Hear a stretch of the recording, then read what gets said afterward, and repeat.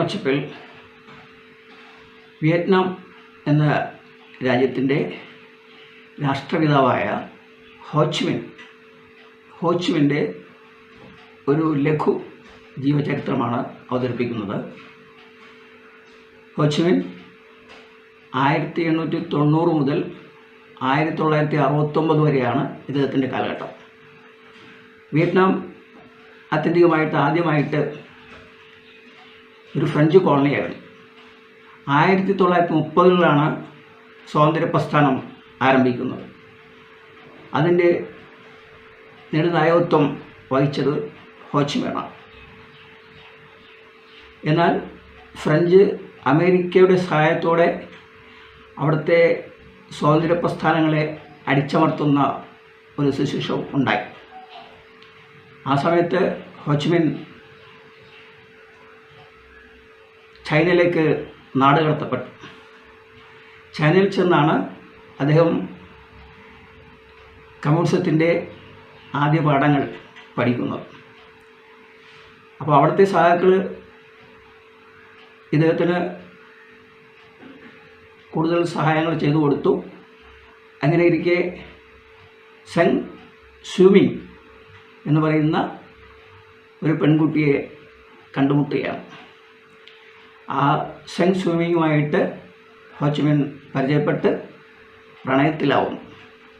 പക്ഷേ ഇതൊരു ഹൈപ്പോത്തിസിസ് പോലെ നമുക്ക് പറയാം. കാരണം 1926 കണ്ടുമുട്ടുന്നു.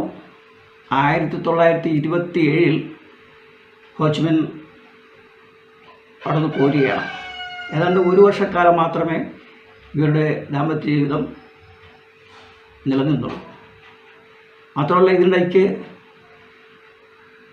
സ്വിമ്മിങ് ഗർഭിണിയായി. ഹോച്ചിമിൻ ഇവിടെ നിന്ന് പോകുമെന്നറിഞ്ഞപ്പോൾ സ്വിമ്മിങ്ങിൻ്റെ അമ്മ അവളോട് പറഞ്ഞു ഗർഭഛിദ്രം നടത്തണമെന്ന് പറഞ്ഞു.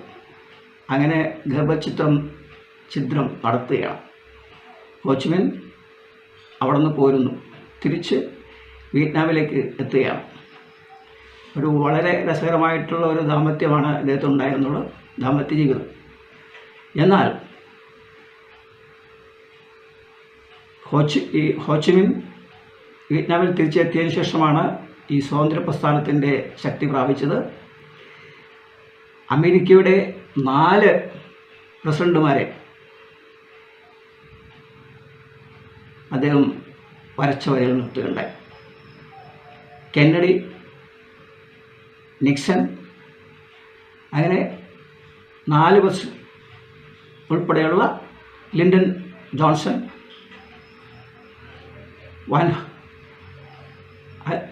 ഐസൻഹോവർ, അങ്ങനെ 4 അമേരിക്കൻ പ്രസിഡന്റുമാരെ ഇദ്ദേഹം വരച്ച വരയിൽ നിർത്തുകയുണ്ടായി.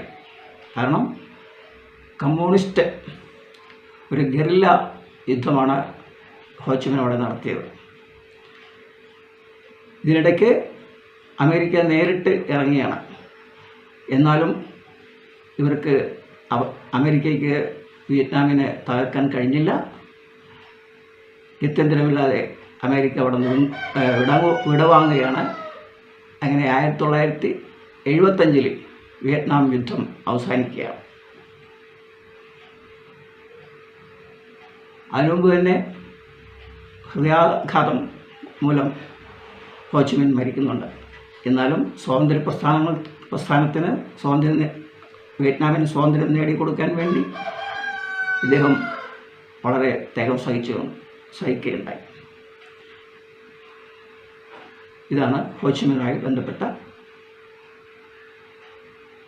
ചരിത്രം. നന്ദി.